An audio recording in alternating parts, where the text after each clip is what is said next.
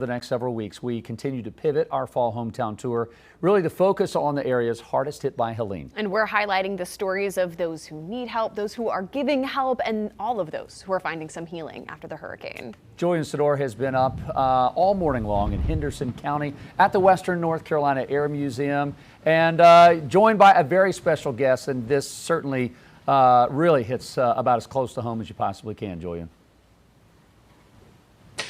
Jason, Savannah, you guys hit the nail on the head. Yeah, it hits close to home. I have Jarrod Jarvis with me with the Western North Carolina Air Museum. Jarrod, thank you for hosting us today, for allowing us to share some of your story, for allowing us to do interviews here. But I want to talk about you, brother, because as we've been talking about, you could have said, I'm going to care about the museum and worry about us. You didn't do that. You decided to start a grassroots effort. Why?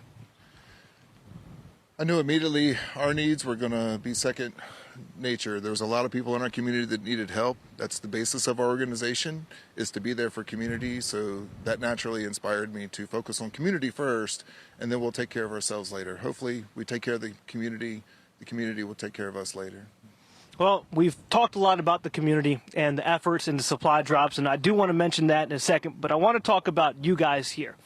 We showed people the hangar and everything you guys have lost. What do you guys need? Really, in the end, we'll need help to rebuild. We've lost pretty much everything, and so our source of income is detrimental to us, because that's how we survive and stay afloat, to bring the community together and provide a hub, and without that, we're incapable of doing so. So really, we need the help of the community to come together and show up for us, so that we can rebuild a network and a hub for the community to enjoy for years to come into the future. As far as the supply drops, you shared some of the helicopter video with me. Can you talk to me about just seeing what it looks like from the sky, the scars on the mountainside, and how bad these people need our help? It's something that is really, it's a bit of a phenomena, and it's easy to be a little bit removed when you're at elevation looking down on everything. If you're here and you've seen the mountainsides before, they would be green. There's pretty fall colors coming out. But then you start to realize what all those light-colored spots are, and it is just peppered with scars and marks all over the mountains. And as we get a little closer to check on something, you'll realize that that is a tremendous landslide that caused that scar. The sheer number of spots and scars that you see is just absolutely mind-boggling. As we've been talking, we were up here Monday talking with you, and at several points, I mean, I've seen you get choked up. This means a lot to you. Why do you care so much about it, and how do you keep on pushing on? Because you've been working long hours each and every day. How do you keep on getting up and coming out here to help other people?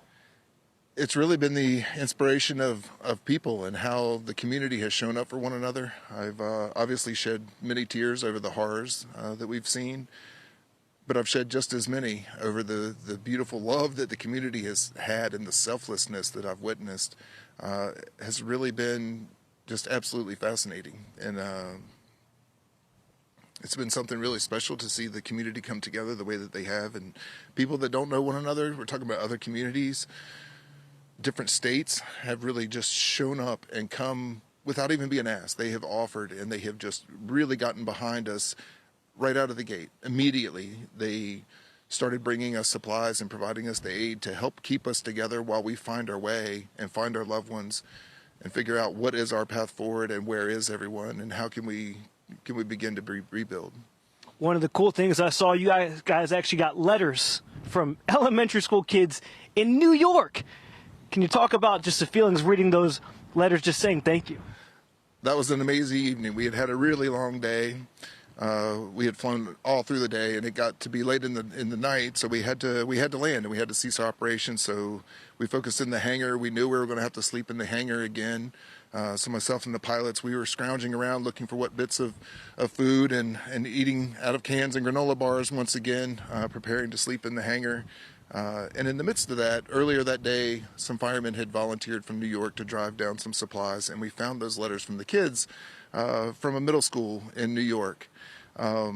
Once we came across them, as we read them, we all started picking on one another who was shedding more tears than the other. And it was just such a beautiful thing. And to see the letters and the care from the kids can't go buy tuna and drop it off. The parents do that. but they could take their own time and write these letters, and you could see and feel the emotion that the kids had for it. And we thought it would be really, really special to get some kind of image and everything back to them. They didn't know that it would end up at an air museum full of supplies in the dark, with a bunch of pilots sleeping in a hangar trying to help one another. And so it was really a touching thing, and I hope to get word to those children that their message really came through and meant a whole lot to us, and it kept us going. And we got back up at sunrise and we went at it again. No.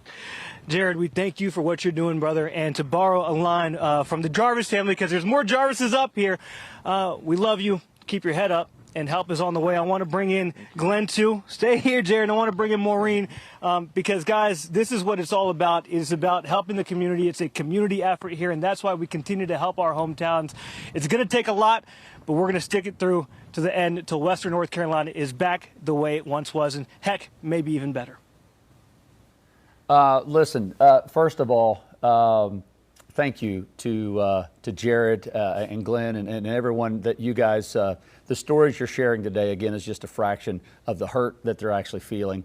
But I know there's a lot of hope behind the scenes. Julian, I've got, if you can hear me, I've got the Western North Carolina Air Museum website open. Are they taking donations? I mean, is that a way that at least people can help till they're physically back open and people can tour? Like what can we do to get them what they need? That's a great question, man. They have a GoFundMe up, and I'm going to post that link on there. Okay, if you look for it, I can send it, put it on our website, qcnews.com. They need donations to keep this place alive, to keep the imagination alive, to keep the dream of aviation. Heck, we're in North Carolina. This is the birthplace of it.